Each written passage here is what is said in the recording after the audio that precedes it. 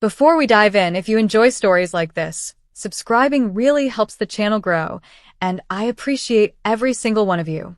Now, what happens when a company fires its most experienced leaders and the entire technical team walks out in solidarity the same afternoon? Let's get into it. Be me, 39, name is Brennan, and I've spent the last 12 years working as a senior infrastructure engineer at Pinnacle Systems, a company that provides critical back-end services to hundreds of businesses that depend on us to keep their operations running smoothly every single day. This story isn't about anger or revenge. Even though it might sound like it at first, it's really about what I learned about the invisible foundations that hold organizations together and what happens when those foundations are taken for granted. What unfolded over the course of a single afternoon changed my understanding of workplace dynamics, the value of experienced teams, and why the people who build things matter just as much as the people who manage them. I want to share this story not because I want anyone to feel bad or to point fingers at specific people, but because I genuinely believe there are lessons here that could help others avoid similar situations in their own workplaces. Sometimes the most valuable learning comes from experiences that didn't go well, and if my story can help even one person make better decisions about how they treat the people who work alongside them, then sharing it will have been worthwhile. So let me take you back to the beginning to help you understand what Pinnacle Systems was like before everything changed and why what happened there affected so many of us so deeply. Let me give you some context about Pinnacle Systems and what made it such a unique place to work before everything changed, because understanding what we had helps explain why losing it was so significant. We were a mid-sized technology company with about 300 employees, providing infrastructure services, cloud solutions, and back-end support for businesses across multiple industries who trusted us with their most critical operations. The technical division where I worked was the heart of the company, about 60 engineers and specialists who kept everything running, fixed problems before clients even knew they existed, and built the systems that generated 90% of our revenue. When I say we were the heart of the company, I don't mean that arrogantly or to diminish anyone else's contributions. I simply mean that without functioning infrastructure, nothing else the company did would matter. Sales could close deals, marketing could generate leads, executives could set strategy, but if the systems went down and stayed down, clients would leave and revenue would disappear regardless of how good everything else was. That's the nature of infrastructure work. It's invisible when it's working perfectly and only becomes visible when something goes wrong, which means the people who do it well often don't get the recognition they deserve. I joined Pinnacle 12 years ago as a junior engineer fresh out of college, and I learned everything I know from the senior engineers who took the time to mentor me and share their decades of combined experience. Magnus was one of those mentors, a 52-year-old systems architect who had been with the company since nearly the beginning and who understood our infrastructure better than anyone else in the building. There was also Thaddeus, our database administrator, who could diagnose problems in his sleep, and Crawford, our security specialist who had built most of our security protocols from scratch over 15 years of dedicated service.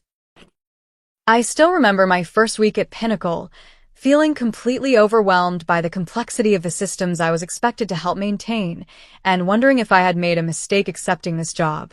Magnus noticed me struggling, and instead of making me feel worse about it, he pulled up a chair next to my desk and spent 3 hours walking me through the architecture he had designed, explaining not just how things worked, but why they were built that way. That kind of generosity with knowledge was the norm in our technical division. Senior engineers understood that investing in junior team members was how you built a strong organization over time. These men weren't just employees, they were the institutional memory of the company, the people who knew why certain decisions had been made, where the potential problems were hidden, and how to fix things when everything seemed to be falling apart. They had trained most of us younger engineers, shared their knowledge generously, and created a culture where technical excellence was valued above everything else because we all understood that our clients depended on us. Working alongside them was like having access to a living library of solutions, and I never fully appreciated how rare and valuable that was until it was suddenly gone. There's something special about working on a team where everyone genuinely cares about doing excellent work, not because they're being watched or evaluated, but because excellence matters to them personally. That's the culture Magnus and the other senior engineers had built over the years, a culture where cutting corners was unthinkable, where problems were opportunities to learn, and where helping your colleagues succeed was just what you did. I've worked at other companies since then, and I can tell you that kind of culture doesn't happen by accident. It takes years of intentional effort by people who genuinely believe in what they're building.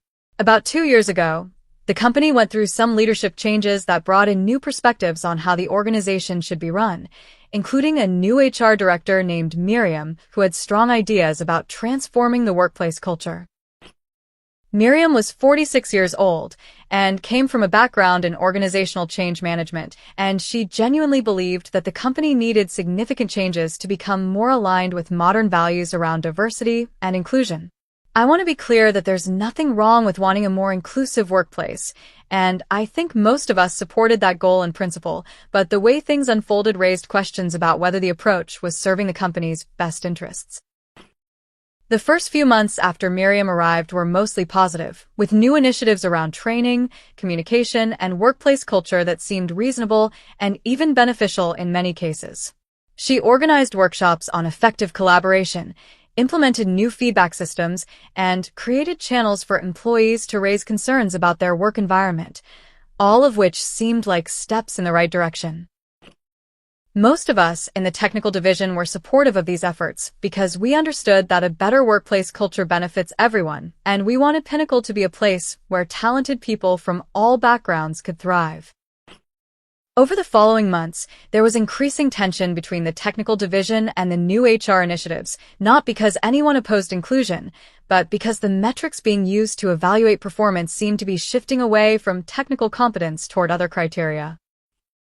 Magnus and the other senior technical leaders expressed concerns about some of the new policies, not in a hostile way, but in the straightforward manner that engineers tend to communicate, pointing out potential problems and unintended consequences. Those concerns were often characterized as resistance to positive change, and over time the relationship between the technical leadership and HR became increasingly strained in ways that made many of us uncomfortable. One example that stands out in my memory was a meeting where Magnus raised questions about a new hiring initiative that seemed to prioritize factors other than technical qualifications for engineering roles. He wasn't opposed to diversifying the team. He simply pointed out that our infrastructure was complex and that bringing in people without adequate technical backgrounds could create safety and reliability risks for our clients. The response from HR characterized his concerns as resistance to change and implied that his focus on technical qualifications was itself a form of bias, which seemed unfair to those of us who understood the legitimate technical issues he was raising. I watched over those months as the relationship between the technical leadership and the rest of the organization became increasingly strained, with each side seeming to misunderstand the other's intentions and motivations. The technical leaders felt that their expertise was being dismissed, while HR seemed to feel that the technical division was resistant to necessary changes, and neither side seemed able to bridge the gap between their perspectives. Looking back, I wish someone had found a way to facilitate better communication between these groups, because I believe most of the conflict came from misunderstanding rather than genuine ill will on either side. The situation came to a head on a Tuesday morning that none of us will ever forget, when we arrived at work to discover that Magnus, Thaddeus, and Crawford had all been terminated effective immediately, along with 4 other senior technical leaders. The official explanation was that the company was restructuring to better align leadership with organizational values, but everyone in the technical division understood that these terminations had nothing to do with performance and everything to do with the ongoing tensions. 7 of the most experienced, most knowledgeable people in our entire organization were suddenly gone, escorted out of the building before most of us had even finished our morning coffee. I remember exactly where I was standing when I heard the news, by the coffee machine talking to a colleague about a routine project we were working on, when someone came running up to tell us what had happened. My first reaction was disbelief, because I genuinely couldn't comprehend that the company would let go of people who were so essential to everything we did, people whose knowledge couldn't be replaced no matter how many new hires you brought in. Then the disbelief gave way to something else, a kind of cold clarity about what this decision meant about how the organization viewed the technical team and the work we did. I sat at my desk trying to process what had just happened, looking around at my colleagues who all wore the same expression of shock and disbelief that I'm sure was on my own face. These weren't just coworkers who had been let go. These were the people who had built the systems we all depended on, who had trained most of us, who held knowledge in their heads that existed nowhere else. Magnus alone probably had more understanding of our core infrastructure than anyone else in the world, and the idea that he could be replaced as if he were an interchangeable component showed a fundamental misunderstanding of how technical organizations actually work. I thought about all the times Magnus had stayed late to help me solve a problem I couldn't figure out on my own, all the patient explanations he had given me when I was just starting out and didn't understand basic concepts. I thought about the time he came in on a weekend when we had a major system failure, working 18 hours straight to bring everything back online and refusing to leave until he was sure our clients were taken care of. That was the person the company had just decided they didn't need anymore, the person whose 15 years of dedicated service apparently counted for nothing when weighed against whatever other considerations had led to this decision. The first resignation came about an hour after the terminations were announced, from a senior engineer named Parrish who had worked directly under Magnus for 8 years and considered him both a mentor and a friend. Parrish walked into his manager's office, submitted his resignation effective immediately, and explained calmly that he could not continue working for an organization that would treat its most valuable contributors this way. When he walked out of that office, something shifted in the atmosphere of the entire floor, like a signal had been sent that everyone was waiting for without even knowing they were waiting for it. I watched Parrish pack up his desk with quiet dignity, taking down the photos of his family and the awards he had received for his work over the years, and I felt something stirring in my own chest that I couldn't quite name at first. It wasn't anger exactly, though there was some of that. It was more like a recognition that a line had been crossed, that what had happened that morning changed something fundamental about what it meant to work at this company. If Magnus could be discarded after 15 years of exceptional service, if his expertise and dedication counted for nothing, then what did any of our contributions really mean? Within the next hour, more resignations started coming in, not dramatically or angrily, but quietly and professionally, engineers submitting their 2 weeks' notice, or in some cases, leaving immediately. By lunchtime, I had watched 17 of my colleagues pack up their desks and walk out of the building, and the number kept growing as the afternoon went on and word spread about what was happening. What struck me was how calm everyone was about it. There were no shouting matches or confrontations, just a steady stream of people who had decided they no longer wanted to be part of an organization that operated this way. The quiet professionalism of the exodus was something I'll never forget because it would have been so easy for people to express their anger loudly, to make scenes, to burn bridges on their way out. Instead, they handled it with the same professionalism they had brought to their work every day, submitting proper resignations, offering to help with transitions, treating even an organization that had disappointed them with respect. That professionalism wasn't about being passive or suppressing legitimate feelings. It was about maintaining standards and self-respect even in a difficult situation. I wrestled with my own decision throughout the morning, torn between my loyalty to colleagues I had worked with for over a decade and my practical concerns about my own career and financial stability. I had a family to think about, responsibilities that extended beyond my own preferences, and the job market wasn't guaranteed even for experienced engineers. But watching Magnus' empty office, thinking about everything he had taught me and how his reward for 15 years of dedicated service was being escorted out like he had done something wrong, I realized I couldn't stay either. The decision wasn't about proving a point or making a statement. It was simply about acknowledging that I couldn't give my best work to an organization that had demonstrated such disregard for the people who had given their best work to it. I knew that staying would mean working every day in an environment that no longer felt trustworthy, where the values I had believed the company stood for had been revealed as conditional at best. Sometimes the healthiest thing you can do for yourself is to walk away from a situation that no longer aligns with who you are and what you believe in. I submitted my resignation that afternoon, joining what had become a coordinated exodus that would ultimately include almost every member of the technical division. When I handed in my letter, my manager looked at me with an expression that was somewhere between understanding and defeat, Like he knew there was nothing he could say that would change my mind and nothing the company could offer that would make this right.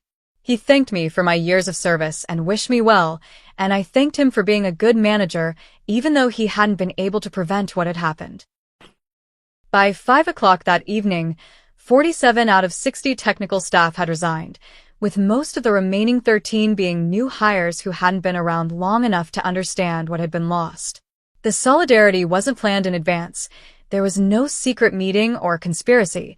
It emerged organically from a shared recognition that if this could happen to Magnus and the others, none of us were truly valued for our contributions.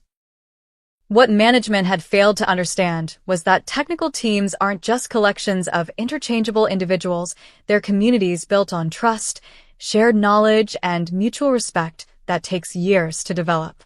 That evening, I went home and told my family what had happened, explaining that I'd left my job and that things would be uncertain for a while, but that I believed I had made the right choice.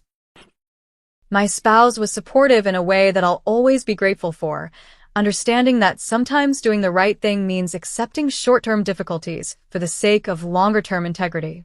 We talked late into the night about what the future might hold, and even though there were no guarantees, there was also a sense of relief that I was no longer part of something that had disappointed me so deeply. The immediate aftermath was chaos, though I only heard about most of it secondhand from colleagues who stayed a few extra days to wrap up their responsibilities because they were professionals who didn't want to leave clients completely stranded. Critical systems started experiencing issues within hours because the people who understood those systems were gone, and the people who remained didn't have the institutional knowledge to diagnose problems quickly. Client calls started coming in as services degraded, and the remaining staff had to explain over and over that the engineers who normally handled these issues were no longer with the company. One story that circulated in the weeks after the exodus was about a relatively simple database issue that would have taken Thaddeus maybe 30 minutes to diagnose and fix, but that took the remaining team 3 days to resolve. The problem wasn't that the remaining engineers were incompetent. They were capable professionals doing their best. It was that they didn't have the specific knowledge of how our systems had been configured and why certain decisions had been made.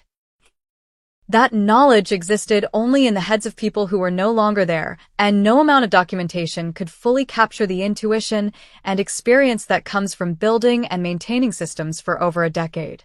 Over the following weeks, I heard through industry contacts that Pinnacle was in crisis mode, bringing in expensive consultants to try to stabilize systems that had been running smoothly for years under the care of people they had just fired. The consultants were technically competent, but they didn't know our specific systems, didn't understand the unique configurations and customizations that had been built up over 15 years, didn't know where to look when something went wrong. What Magnus could have fixed in 10 minutes took teams of consultants days to figure out, assuming they could figure it out at all, and all of that cost money and damaged client relationships. I heard stories about client meetings where account managers had to explain that the engineers who had been serving them for years were no longer with the company, and about the trust that was broken in those conversations. Clients don't just buy services, they buy relationships with the people who provide those services, and when those people suddenly disappear, the relationship has to be rebuilt from scratch with whoever remains. Many clients decided it was easier to find a new provider entirely than to try to rebuild that trust with a company that had demonstrated such instability in its technical leadership. 3 months after the exodus, Pinnacle had lost almost 40% of its client base, with many longtime customers moving to competitors who could offer the reliability they had come to expect from the team that no longer existed.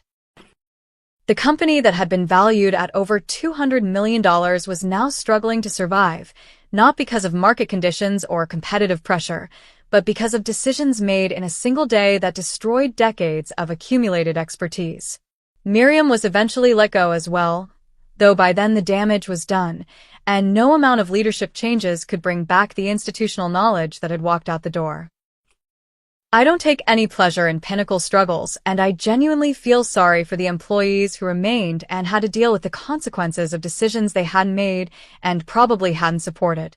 The clients who lost service they depended on, the shareholders who lost value, the employees who lost their jobs when the company eventually had to downsize, none of them deserved to suffer for what happened. That's one of the hardest lessons from this experience. that poor decisions at the top of an organization create ripples of consequence that affect many people who had nothing to do with those decisions. Those of us who left mostly landed on our feet because experienced technical professionals are always in demand, especially those who come from organizations known for their technical excellence. Magnus started his own consulting firm, and several of us joined him, building something new together that valued technical competence and treated people with the respect they deserved.